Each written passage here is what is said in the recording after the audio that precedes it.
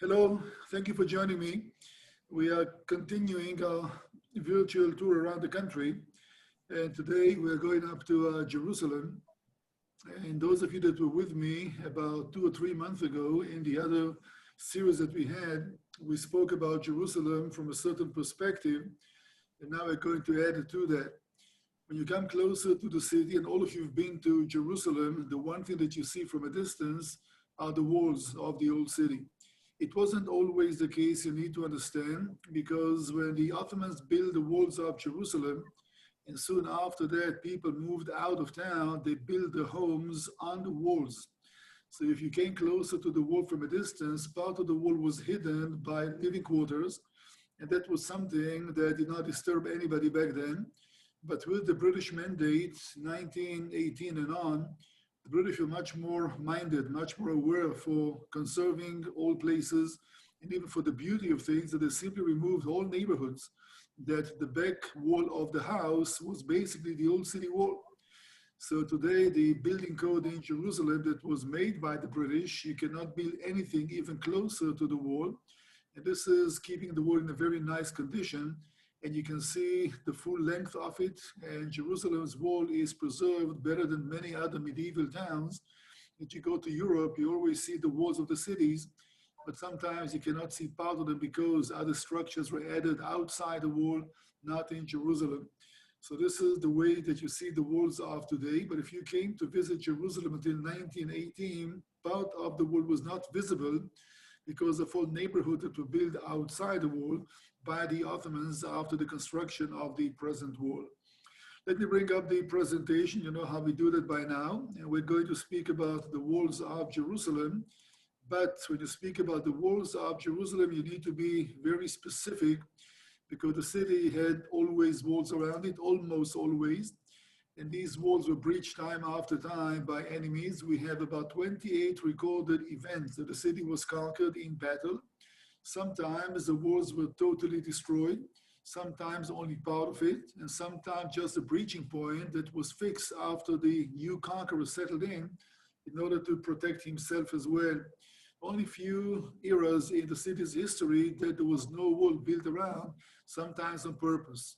But it's not just to build a wall. You need to understand the reasons behind building one, what were the considerations of building a wall, and what would be the path of it, and how it had to change every now and then due to different circumstances.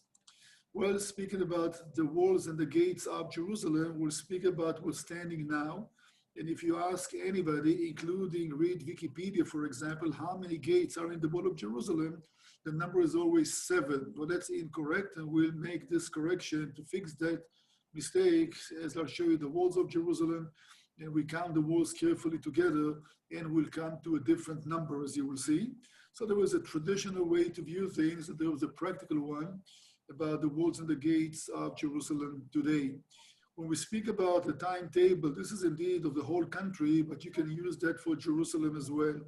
The city was always protected by a wall. If you go back to the days of Jebus, there was a wall around. The Bible tells us, if you remember, that when David came closer to Jebus, the Jebusites were standing on top of the wall, mocking David and telling them that the walls are so mighty that even the blind and the lame can protect them. There was one that was used all around the days of the monarchy. There was a wall around Jerusalem. In one occasion, a section of it was destroyed when King Joash from the northern kingdom of Israel defeated King Amaziah. And as a symbol of humiliation, he did not conquer the city, but breached part of the wall and did not agree that it will be rebuilt.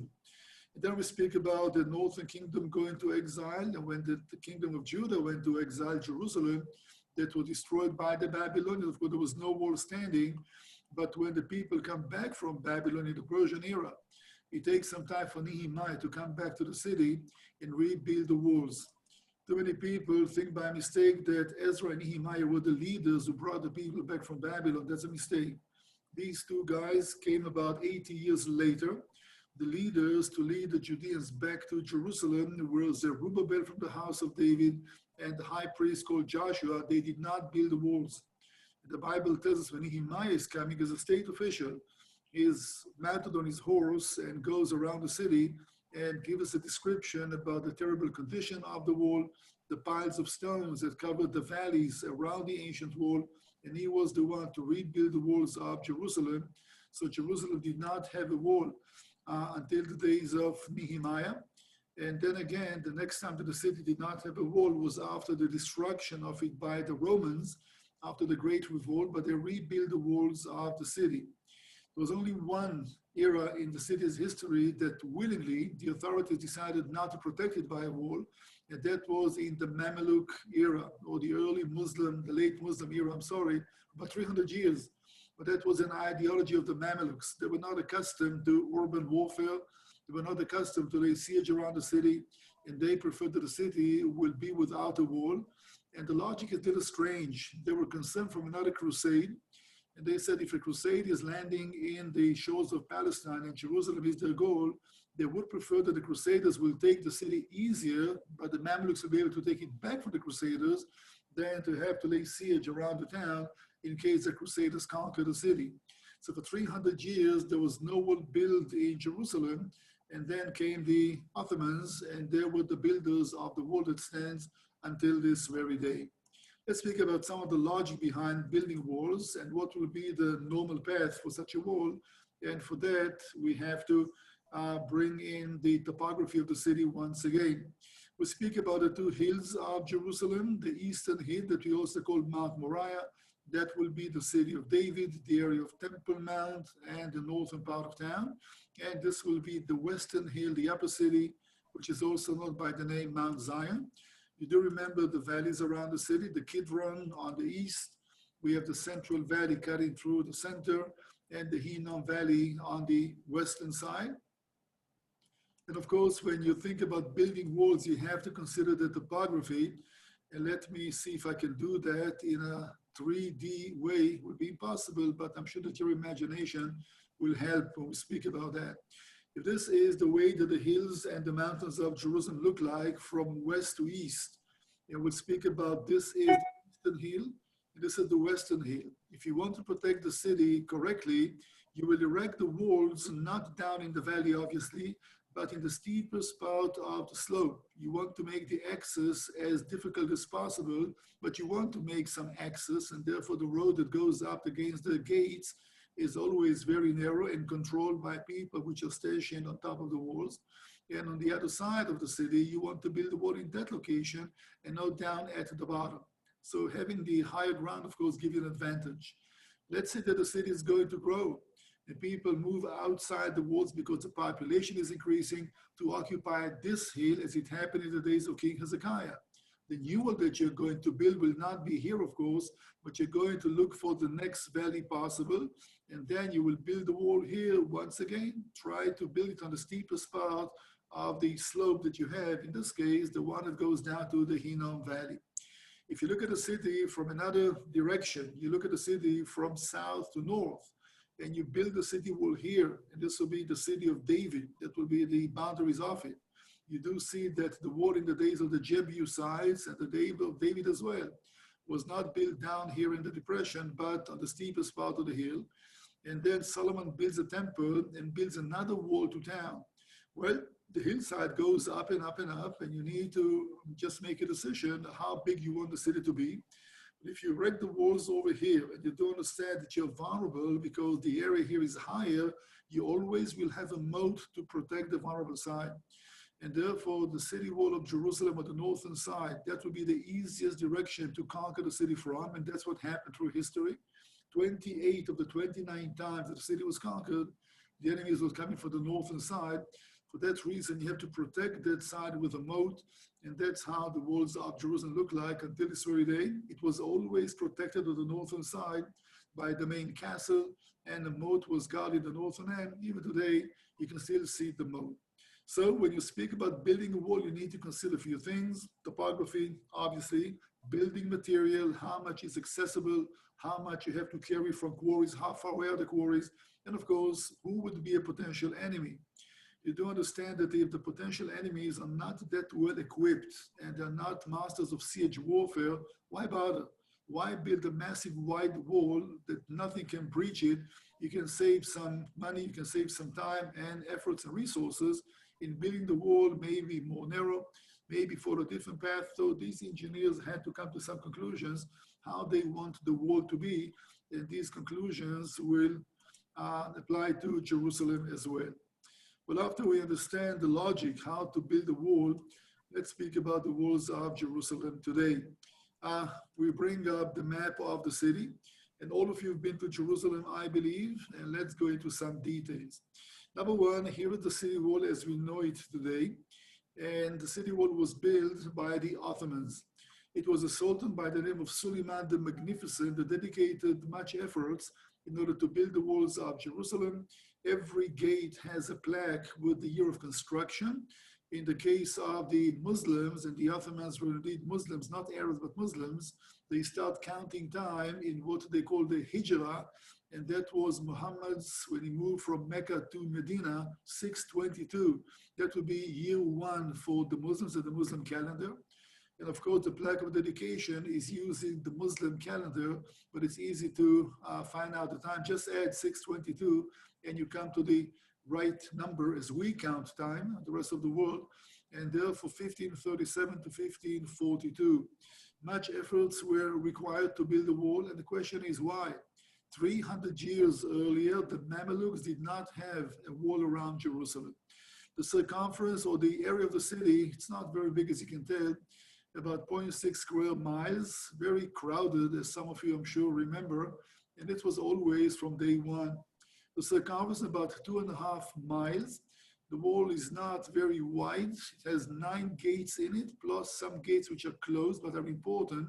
The eastern gate, the most important one, not just for theological reasons, but also for strategic reasons, which is sealed for many years now, and the Hulda gates that used to lead into the temple's area from the days of Herod, from the days of Jesus. The name of the gate that we all know, going from clockwise from Jaffa Gate, New Gate, Damascus Gate, Herod's Gate, also known by the name of the Flower Gates, Lion Gate, Dung Gate, and Zion Gate. However, the Golden Gate, for example, the Golden Gate, the Eastern Gate, the Gate of Mercy, the Beautiful Gate, the Shushan Gate, and so many other names, is on the eastern wall, but it's not open for centuries now. We do have another gate here that was excavated during the excavations around the walls of the old city. It's called the Gate of the Tanners. And there is one here that was opened by the archaeologists during the excavations to connect the area of the southern steps and the rest of the old city. So these are the gates in the old city today, 9 altogether, although nobody counts them when you count gates, but we should, because if you want to be accurate, there are 9 different ways to go in and out the walls of the old city today. So these are the 7 or 9, and we're going to speak about them in some details in just a minute. Population, about 25,000 people live inside the old city walls, and they are divided to 4 quarters.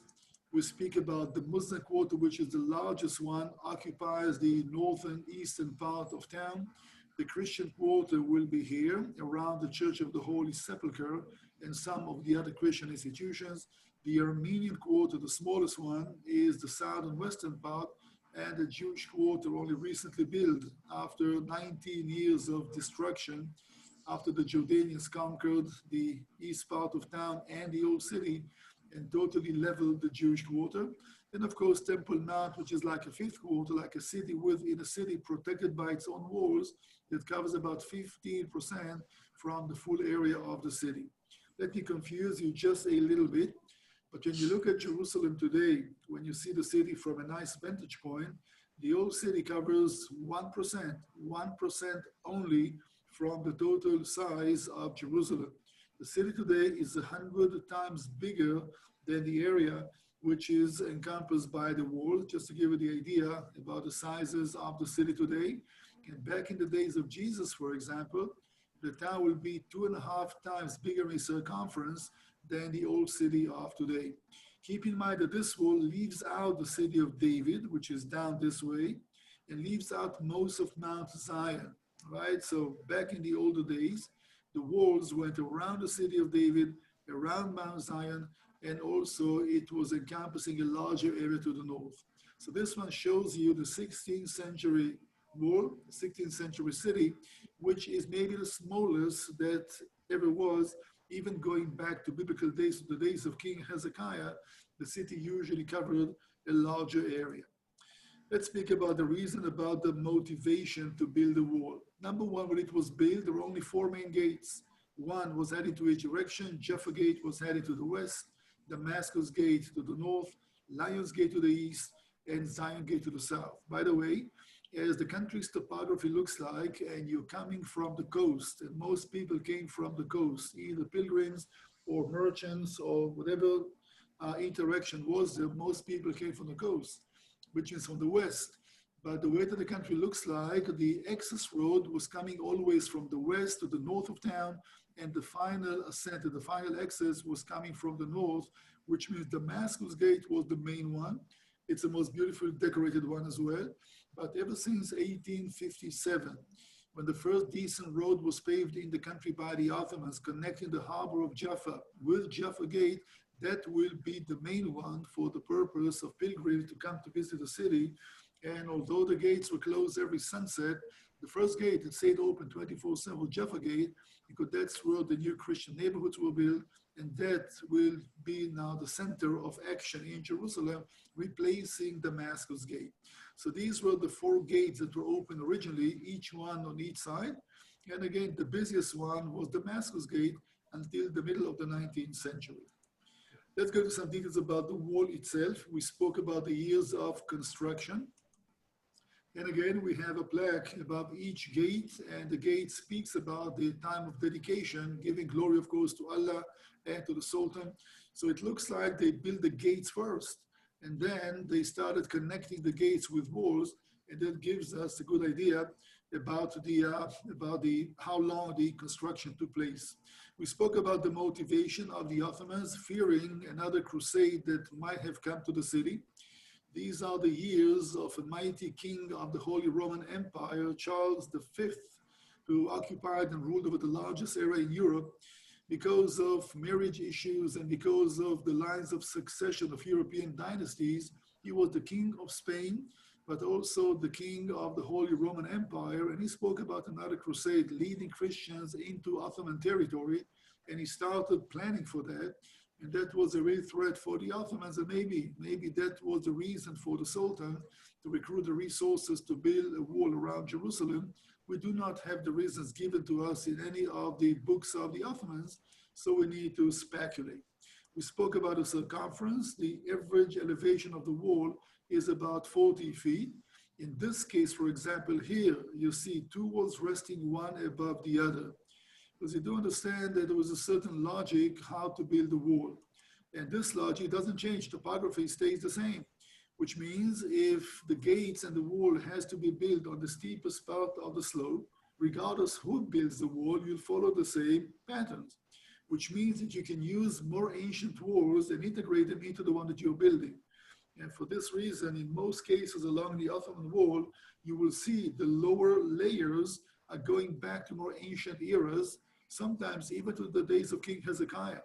And we have some nice demonstrations to demonstrate that, as I'll share with you a little later, but here you can see that. Look at the walls here. These stones are clearly Roman or maybe Hasmonean. And you do see on top of the old section, the Ottoman wall is resting. You see that the stones are smaller. They're not carved out so nicely and smoothly. So you can see that the Ottoman engineers were using all the layers of the walls of Jerusalem. Here is the crusade, the wall down here, on top of which the Ottoman wall is resting, literally one above the other. So the Ottomans were using some of the ancient patterns of the walls in order to construct theirs. And the same with building material. Well, you either try to find enough stones in the area, or you can dismantle to pieces some big structures inside a city. If you're an Ottoman, not respecting the Christian institutions that much, you can easily dismantle churches and guest houses for those pilgrims and use the stones as part of the building material, and that's what they did. You will see in some places in the wall, pieces of churches, literally pieces of churches that were relocated in order to build the walls of Jerusalem. So when we speak about the walls, 35 towers that were also built, platforms for cannons were fixed. This is the middle of the 16th century. Artillery is developing all around the European armies, and the Ottomans included. And since the wall is not that wide, only 8 feet on average, they needed more means to protect the city. And for that reason, they had 14 cannons and enough platforms on the wall to protect the city in case of an invasion. Only happened once when the British were attacking the city, but then the Ottomans simply left town without a single gunshot.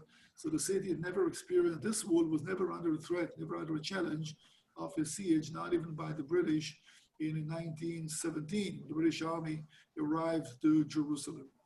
A couple of groups are working together, and experts were brought in from other parts of the Ottoman Empire, expert engineers. It was a really matter of prestige. If you can add to your resume that you were building the walls and gates of Jerusalem, that will give you a lot of respect in the Ottoman markets, no doubt.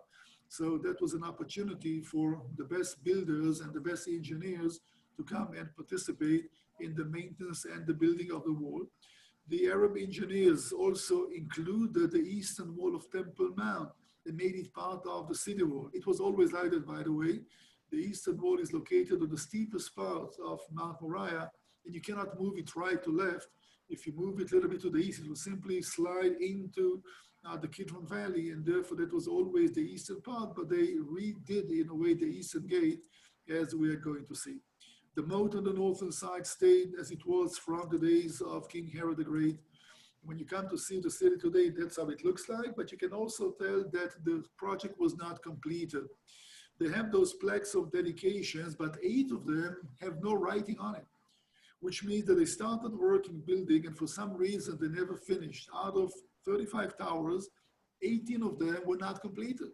A tower usually will have a section of it which is sticking outside the wall, so you can cover the wall with crossfire also, but it has an inside as well. It's a structure which is integrated inside the wall.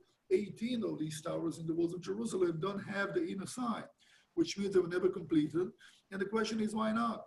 Well, one good answer is the death of Charles V, and after the threat of another crusade was off, maybe the Sultan decided he doesn't want to dedicate more resources to build the walls of Jerusalem, so they stopped the construction. So you can clearly see, if you know where to look, that part of the wall was not completed.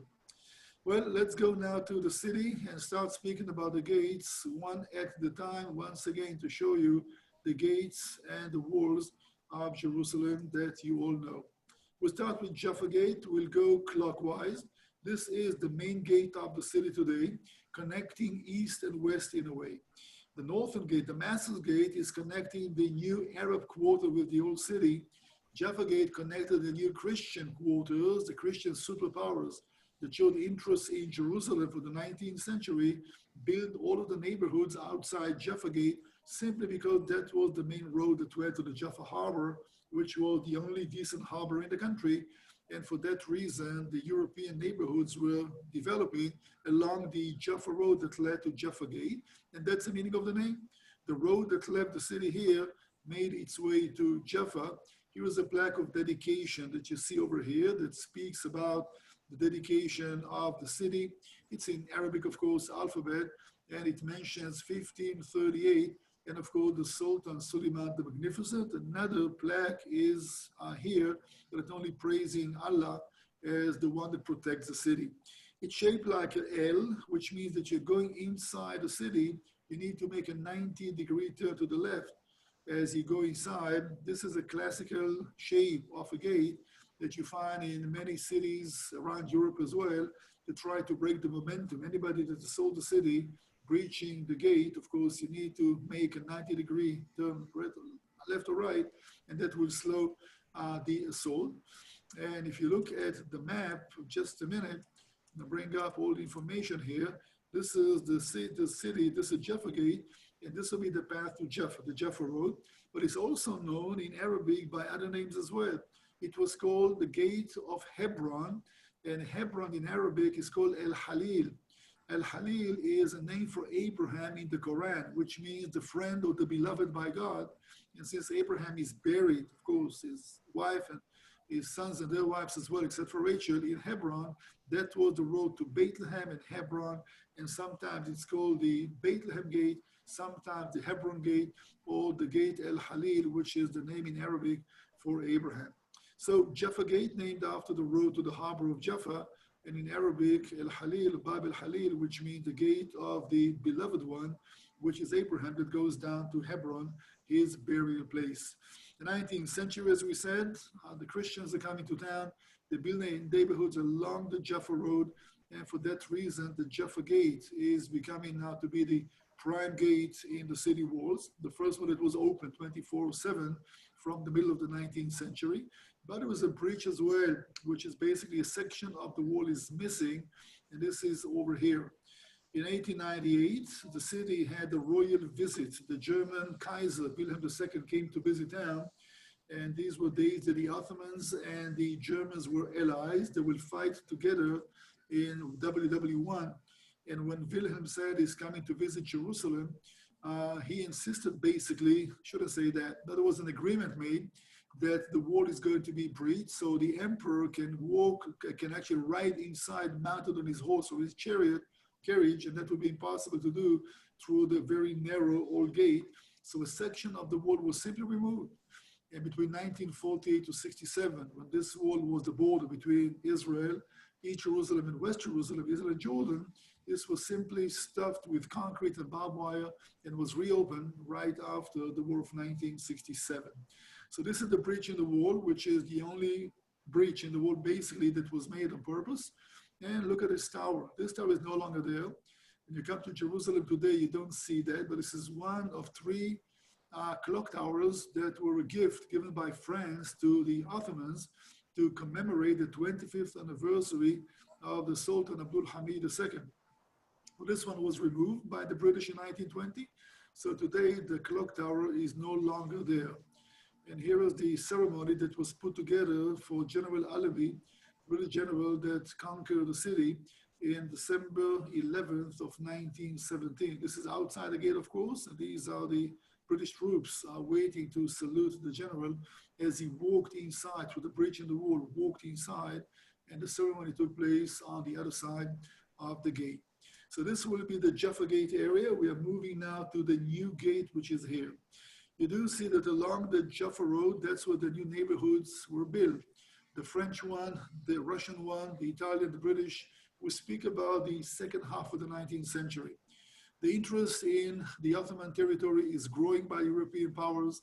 There was an opportunity for them to purchase land in Jerusalem, and all the land they purchased is along the Jaffa Road, and that's what made the Jaffa Gate so important. But the French that owned property on both sides of the wall insist, and this was a request that was put by the Council of France in order to open a gate here to connect the main French assets in both sides of town. And the Ottomans did open this gate. It's called the New Gate in 1889. And this again, this is the other gate that we have on the northern wall. Keep in mind, it wasn't here originally just Damascus Gate, but under the pressure of the European superpowers, France, on top of all the others, the Ottomans agreed and they opened this gate here. As you can tell, this gate is not meant to be a defensive gate like all the others. It's simply an opening. And for that reason, there was a postern that was built here outside the gate to give it some protection. And that was removed in the days of the British Mandate to give the gate its normal appearance. That's how it looks like, not that old as you can tell, and maybe the newest one in the walls of the old city. So that was the purpose, to have an easier access between the Christian communities outside and the Christian assets inside the Christian quarter in the old city of Jerusalem. So that will be what we call today the New Gate. And moving on to Damascus Gate, when the city was built, that was the main gate in the city walls, and that will be on the northern side. So the main access roads came all the way from the coast up to the mountains of Judea, turning right to south. That will be the final access. Some of you may recall that the Garden Tomb area will be someplace around here outside Damascus Gate. So that was the main entrance to town for many centuries. And the gate is really interesting because of two main reasons. That's one place that you can see how the 16th century gate is resting on top of an older gate that was built by Adrian, the Roman emperor, in the 2nd century. That's one nice demonstration to see that the gates are building layers, and since the walls are building layers, and since the access road maintained the same course, the gates have to be built also one above the other. So that was the entrance to town in the 2nd century. And lo and behold, every wall that Jerusalem had, the gates were built one on top of the other. We have some other examples, but none of them is as nice as the one in the Damascus Gate area.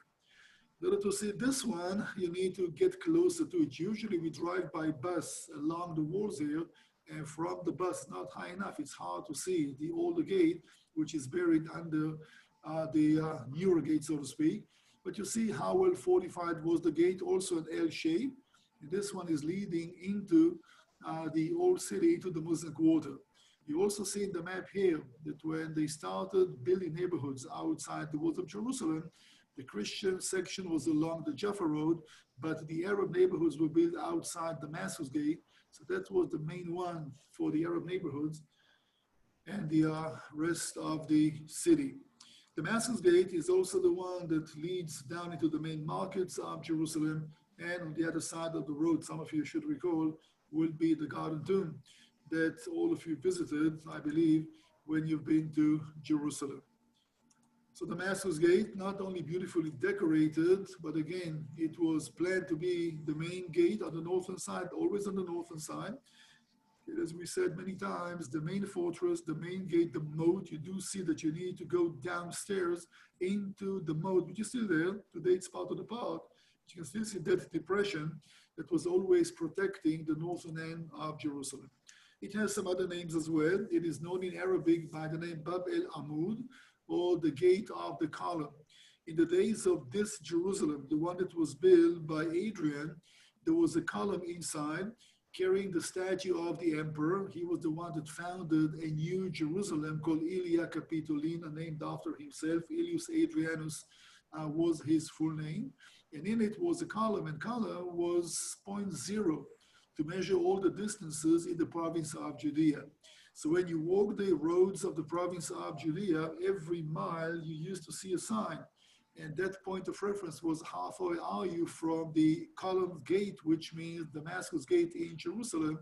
Then, of course, you have the name of the emperor mentioned as well.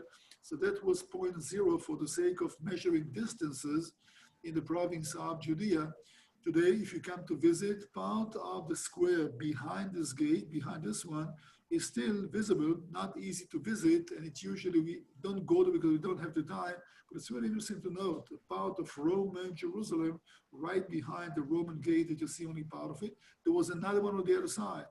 It was a gate of triumph that was made of 3 main arches, 2 lower ones and a central one.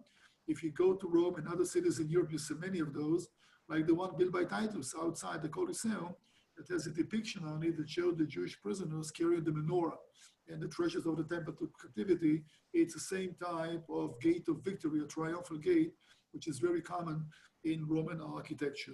It is also known by the name Stephen's Gate, and not the only one. The Lion's Gate is also called Stephen's Gate. And there was a tradition that through that gate, Stephen was led to his martyrdom. The Bible doesn't tell us exactly what that was, and some people do believe that that would be through the Damascus Gate. So for that reason, Christians call it sometimes Stephen's Gate.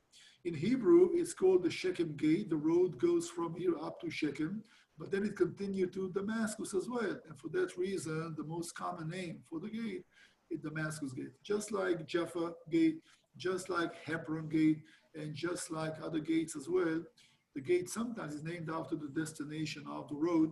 So that would be the Damascus Gate, the gate of the column, the gate of Shechem or Stephen's Gate, 4 names for the same gate.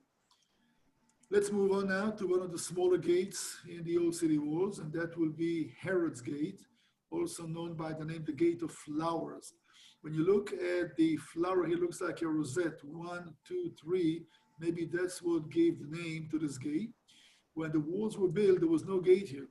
There was a very small wicket gate. I never heard about the term wicket gate, so I looked it up.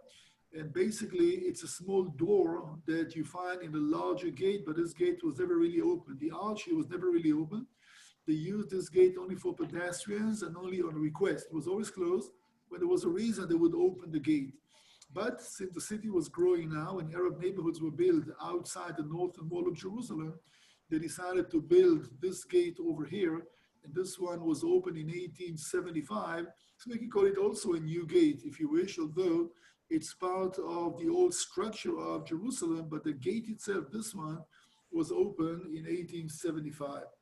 It's called Herod's Gate because of one reason. We read in the Bible that when Jesus was brought to Pontius Pilate tries to avoid dealing with this issue and since Herod Antipas, the ruler of Galilee, is in town, he sent Jesus to Herod Antipas that had a palace in Jerusalem. We don't know where, but the assumption is that the palace was closer to the northern end, which means closer to this gate. And for that reason, Christians know the gate by the name, the Herod Gate of Herod. It is more common in Jerusalem by the name, the Gate of Flowers. The sign, by the way, says Herod's Gate. But for the locals, the place is called in Hebrew and in Arabic, either Bab el-Zahra, which is a name in Arabic, or the Flower Gate, the name in Hebrew. And maybe this rosette, 1, 2, and 3 are the reasons for the name for Herod's Gate. Today, the gate is open all the time. And it's one of the main entrances for pedestrians to go from the Arab neighborhoods into the Muslim quarter of the old city. Lion's Gate is the only one on the eastern side of the city. And I'm sure that you remember that you either climb from the Kidron Valley, very steep climb, or we're walking along the wall to save the climb into the way of the cross. Right behind the gate on the right is the Church of St. Anne's that all of you sang in it, that stands in the complex of the Pool of Bethesda. I'm sure that you remember that this is one of the really high moments for groups that come to the city is to sing in the Church of St. Anne's. It's called the Lion's Gate. It's also called Stephen's Gate. Some people do believe that Stephen's martyrdom took place down in the Kidron, so that will be the reason for the name. It's called the Gate of the Tribes as well, Bab el-Aswat in Arabic, and Asbat, I'm sorry, and it's also called the Sheep Gate, not the biblical Sheep Gate, but for a long time there was a sheep market outside this gate, so the locals still call it the Sheep Gate as well. Lion's Gate is the more common name, and it's a mistake because you do see two pairs of lions, which are basically leopards and not lions, and these were not meant to be here. These were the coat of arms of a Mameluke sultan by the name of Baybars, and they came from another building in the city. But when the Ottoman Sultan built the city of Jerusalem, he simply reused these stones in secondary use to decorate the gate on both sides. So today, the gate is called Lion's Gate, but again, these are not lions, these are leopards. And that was the coat of arms of Baybars, one of the sultans of the Mamelukes that ruled over Jerusalem for 300 years. In 1967, the Israeli army was breaking through this gate, which is the closest one to Temple Mount, which is right here on the left-hand side. And that was the breaching point by the IDF in June 7th of 1967. The gate was important because of another reason. That would be the road to go to Jericho. But again, not that many people came from the east. And for that reason, that gate was not always open. It also leads to the Christian holy sites on Mount of Olives. The Garden of Gethsemane is right down here. So it became to be very important when the Christian superpowers came back to the city. And for the Jews, it leads up to Mount of Olives Cemetery, the main cemetery in Jerusalem, had been for centuries. And for that reason, the place was important, not just for the local population, but also to people that seek access to the Christian holy sites, to the Jewish cemetery, and go down to Jericho as well. So on the eastern wall of Jerusalem today, that's the only gate that is open. That will be the Lion's Gate, or Stephen's Gate, or the Gate of the Tribes, or the Sheep Gate, and who knows how many other names locals are using for this place. This is the location of Lion's Gate. This is Temple Mount, as you understand, all right? So Lion's Gate leads into the old city, but not into the Temple Mount. Let's carry on, speak about the Dung Gate. The Dung Gate, exactly what it sounds like. The name is mentioned in the Bible, the book of Nehemiah. The Bible tells us during 52 days of reconstructing the walls of Jerusalem, one of the families, and we have the name here, was building basically the area of the Dung Gate. So that will be the one. The name is obvious. They used to take out some of the rubbish from the Temple Mount down to the Kidron Valley through that gate. And when the gate was built, you do see that there was a whole tower outside, which is all gone. The British removed that. So today you can see the nice facade of the wall and the gate, but it was built as a small gate only for pedestrians. See the arch here? If you move it all the way down, that's how wide the gate used to be originally. Interesting decorations on top. You see that? That's a Star of David. This is a Star of David, and not the only one.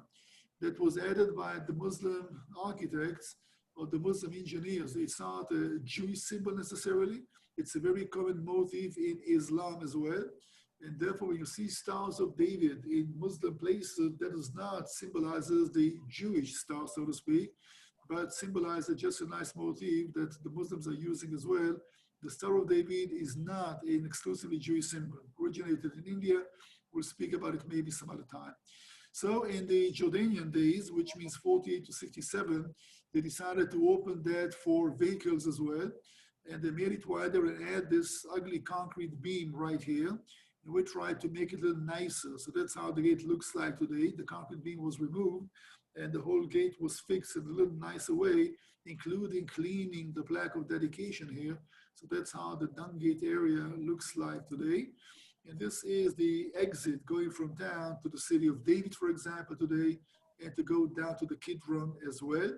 And until recently, the main sewage canal that carried wastewater from the city went under dung gate straight down to the Kidron Valley. Today, of course, we're a little more modern, and we have a decent sewage canals, and it's no longer going down just to the open, to the Kidron Valley, as it used to be in the days of the Jordanians. So this wall, that's how this gate, that's how it looks like today, 1985. They still work on it. Today there was a little police post right here at the entrance or the exit to the dung gate area. This is the one that leads to Temple Mount. We maybe even stood in line here to go to Temple Mount and to the Western Wall and the Jewish Quarter today. The other one will be, this is the dung gate area, of course. The other one and the last one in our quick kind of flight around Jerusalem, we're going to speak about one more, will be Zion Gate. The name Zion is misleading. It's misleading because biblical Zion is Mount Moriah. When you read in the scriptures 19 times, right, the name Mount Zion, it always refers to Mount Moriah. In the 5th century, a church was built on top of the other hill that we call the Western Hill. And this church was called Saint Zion, and the name shifted from Mount Moriah to this one. So today what we call Mount Zion is not biblical Mount Zion, but the Mount Zion from the 4th century and 5th century and on. It is also called the Gate of David in Arabic because it leads to David's tomb. David's tomb is very close to this area, a traditional place, right? It could not be David's tomb. We speak about a traditional location. And therefore, in Arabic, the place is called Bab Nabi Daud, which means the gate that leads to the tomb of the prophet David. That's how they refer to David in the Quran.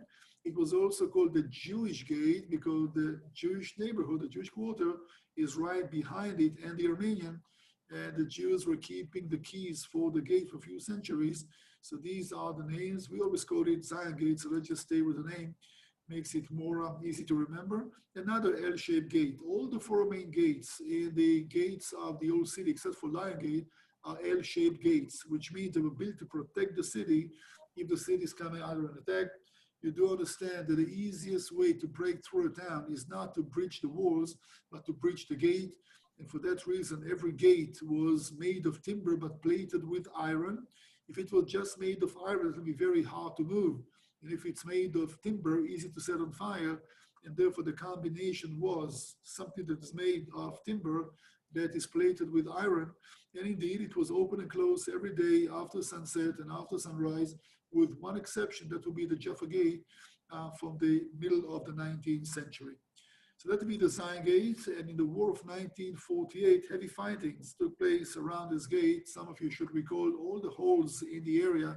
These are bullet marks. That was the place that the Israeli army tried to break through this gate to free the Jewish quarter, and we had failed to do that.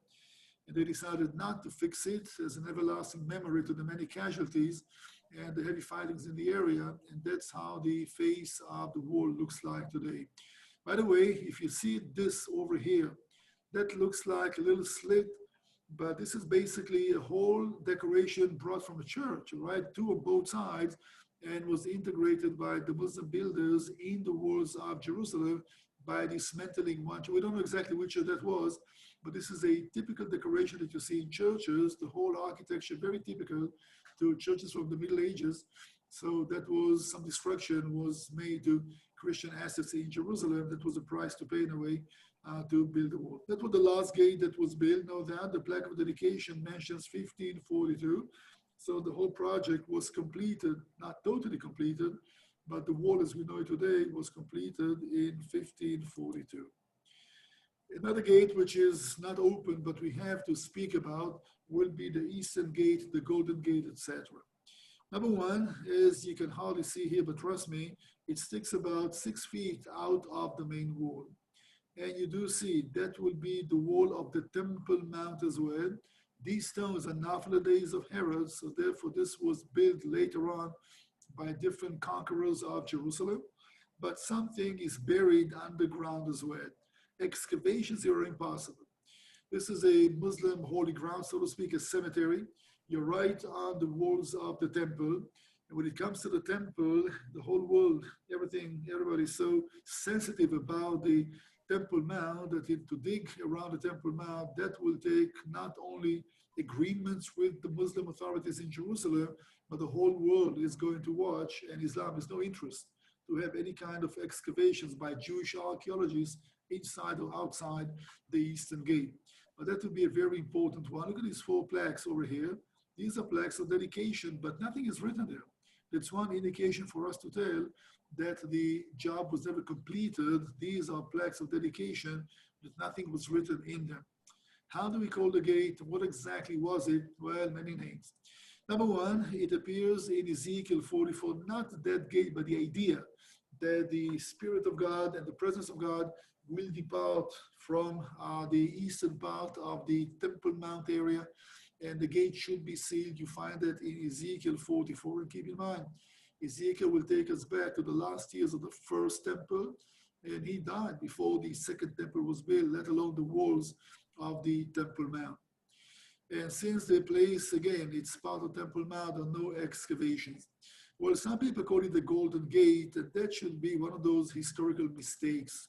One of the books of the Apocrypha, which is called the Book of Matthew, not the Gospel of Matthew, but there was another book called the Book of Matthew, tells us that the parents of the Virgin Mary, Anna and Joachim, that's not in the scriptures, keep in mind. Of course, if you're a Catholic, that will be included in your Bible as well. But this book tells us that the first time they met was in the Golden Gate. Well, this is the only time that we find the term Golden Gate in Christian literature, and that shouldn't be a mistake. Let me try to explain that. Well, there's a confusion about 2 words in Greek or in Latin. When you spell that, and again, I can't speak Greek or Latin, I just do my best to try to pronounce it right for you. The term in Greek, heora, means beautiful. In Latin, aura means gold. And therefore, somebody made that mistake, confusing gate beautiful that we know from the scriptures and Golden Gate.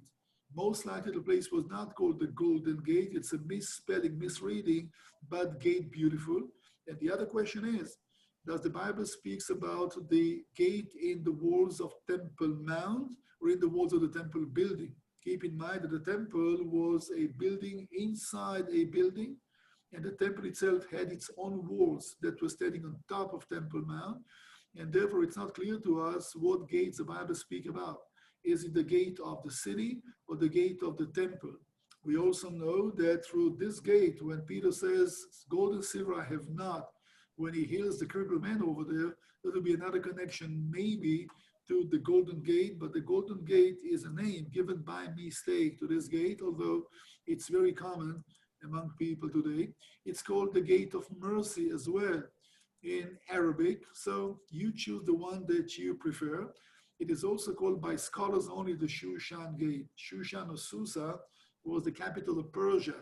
And we do know that when Herod built the temple, the Jewish community in Susa, Babylon by then, donated money to build the gate and to decorate it. There was a depiction of the city, a relief like a little map on the sides of the gate. So we know that such a gate existed on the eastern wall. Where exactly, nobody can tell.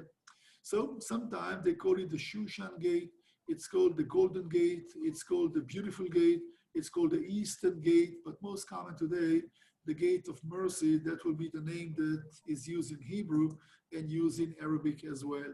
We know that the structure that is standing today was built by the Byzantines.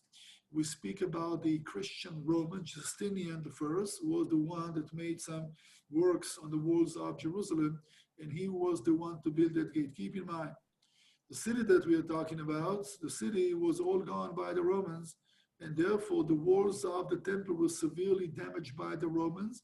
Temple Mount was not in use for a while, and once they rebuilt the walls and the gates to use the temple, they had to fix this part of town as well, and that's what Justinian did. By the way, let me go back now to show you the gate, if I may, erasing all of that. Right, so that will be the gate that is standing on top of the gate for the days of Jesus. This gate is buried under this one. This is not 1st century. This is basically 7th century with some changes on it. And this one was built by the Byzantines. In 614, the city was conquered by the Persians, and the true cross, we have to say quote unquote, was taken by them. And 14 years later, another Byzantine emperor, Heraclius, is freeing the cross and brings it as an amazing ceremony through that gate into the Church of the Holy Sepulchre. So that became to be an annual celebration in Jerusalem. March 6th of every year, they will go and take the cross and go through the gate in this procession. So the gate was open and was used daily in the days of the Byzantine. As far as we know, it was sealed by the Muslims when they built Temple Mount, and inside the gate was a mosque. We have enough evidences given to us by Muslim pilgrims that the Eastern Gate basically was more than just a gate. It was a whole structure, and that was a place for the local Muslims to come and pray and to practice. It was not part of the Dome of the Rock. It had its own clergy that was appointed for that. It was conquered by the Crusaders. When the Crusaders conquered the city, it was open specifically so the first ruler of the Crusaders could go inside. Godfrey from Bouillon in France, or Geoffrey, to go inside, and then they closed it. So the days of the Crusaders, the gate was only open twice a year, for Palm Sunday, and also to commemorate the liberation of the cross and carry it through the Eastern Gate, but the gate was not in use. When Saladin conquers the city, he seals it. East was always danger because eastern part of the city was not inhabited, desert, and tribes of nomads were wandering through. And therefore, if you don't need the Eastern Gate, you prefer to seal it. There was nothing in Jericho back there, so the road was not in use. And for that reason, the gate was sealed by him. And it stayed like that. In the Mamluk era, right, there was no wall in Jerusalem, but this section was still standing, Temple Mount. And we have the stories of pilgrims that give us a report that there were heavy iron gates, but again, the gate was not open or closed. It was always closed and protected with heavy iron gates until the days of Solomon. So Solomon's engineers gave the gate a new appearance, decorated it so it looks like the other gates in the old city walls, but keep in mind it's not. It's the oldest one in the old city, and the one that we all believe that when Messiah comes, the Jews wait for the first coming, Christians wait for the second coming, but the story is very similar. His feet will touch down on Mount of Olives and walking down the hillside through that gate that will be open into the Temple Mounts area. You're accustomed to see that view. This one is taken from the Garden of Gethsemane from across the Kidron Valley. And look how steep is the hillside. It's impossible to climb. So let me just bring that to conclusion by showing you this. The Eastern Gate, the old one, is standing here. If you move it 1 inch down this way, it will go into the valley. And therefore, you cannot move that location. The Golden Gate is built above the old gate. But if you have a gate, you need to have access to that. And climbing it would be almost impossible. For that reason, the bridge was built in the days of Herod, the days of Jesus, and that would be the only access possible to the Eastern Gate. And when the Roman army was approaching at 69 AD, they destroyed that bridge, the Jewish defenders, which means they tried to assault the city. Coming from that deep valley on the eastern side will be almost impossible. Well, I need to take a deep breath. It's just going on and on and on. And I hope that you were able to follow some of it. I'm sure it reminded you some things about the city because you've all been there. And I hope that you learned some new things. So here are our participants for today. Not that many, I have to say. Maybe because I changed the time, I'm not sure. Maybe some people didn't get the notice. But folks, that will be the story in a nutshell, as we always say, about the walls and gates of Jerusalem.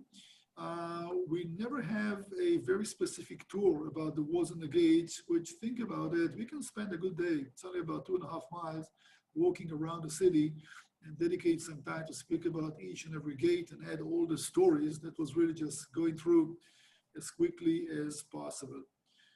Your turn, folks, your turn. I need to breathe, take a sip of water maybe, and please feel free to unmute yourselves and at least ask me one question so I know that some of you were not asleep but were listening.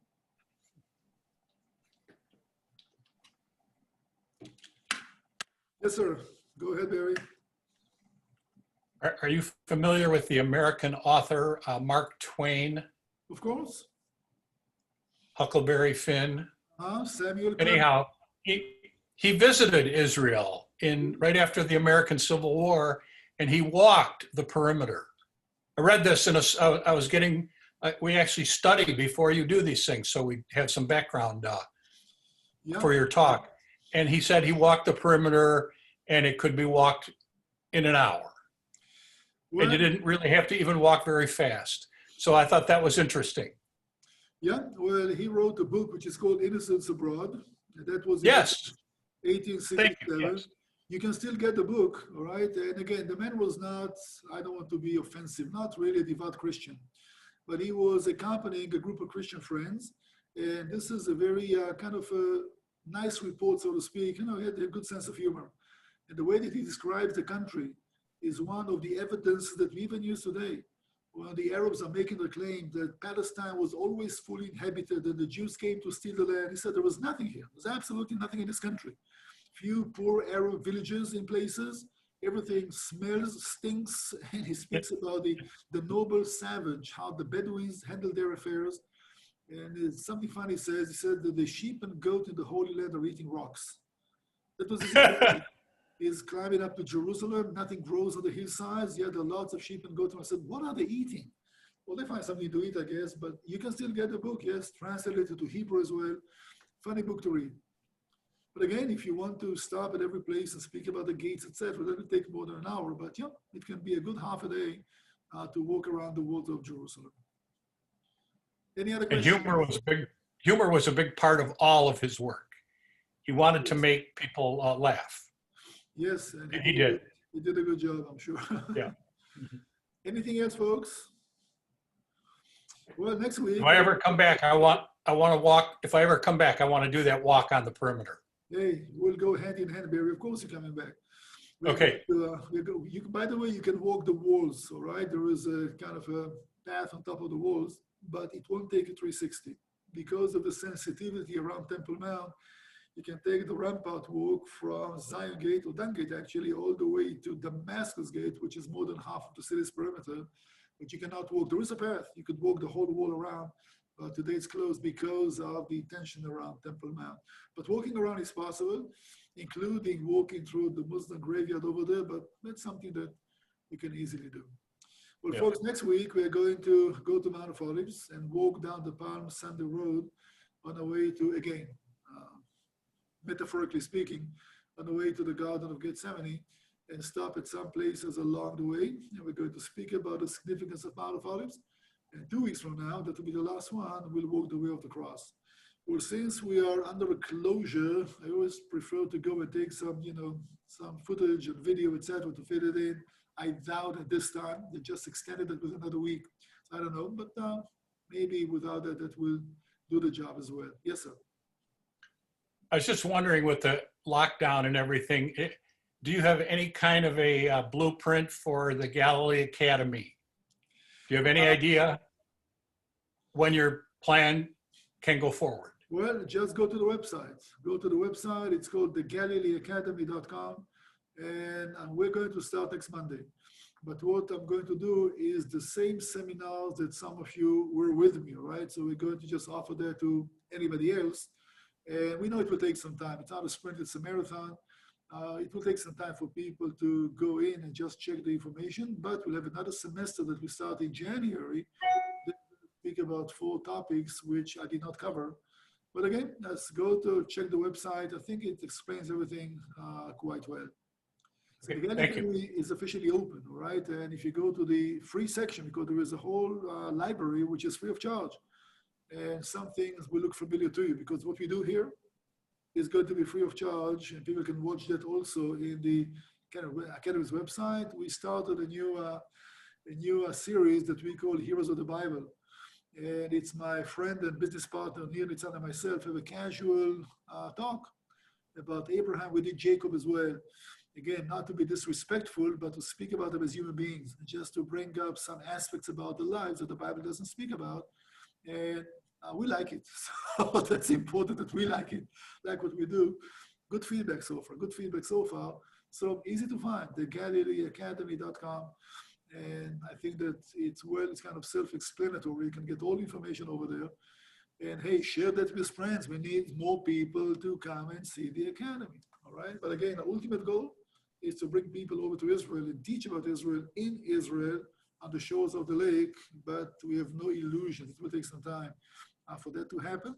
And we're willing to bring a whole seminar to churches, Bible colleges. We can bring the academics to the US as well once the sky will open, and we can do that because that's what I do for many years now. Myself, for 20 years, I traveled quite a lot, more than 70 times in the US, all 50 states, and spoke in more than 400 locations, all right, churches, Bible colleges, universities, etc. We want to do that in a more organized way. And again, I don't need to tell you that if you don't have a financial arrangement, and I never had one, you can travel for hours, go to a place, give a good evening for talk, and they give you a nice check for $50, and you want to scream out of frustration. And sometimes in other places, they give you $2,000 for the same talk. So you never know, just never know. But with the Academy, we want to do it in a more, more, how should I say, the more proper way. And there will be some financial arrangements as well. If we bring the whole academic program to a place in the US, we have a fee for that. But again, did it for many years, and it's always well received. It's always well received, and there was a big audience in America that wants to know that stuff. Marketing, that's always the key issue, marketing, and that's what we try to work on right now, to have somebody to do the marketing for us. So website is nice, Facebook is nice, but you need to knock on doors basically and just present your whatever you want to do to people that may be interested. Okay, thank you. You're most welcome. Any other things, folks?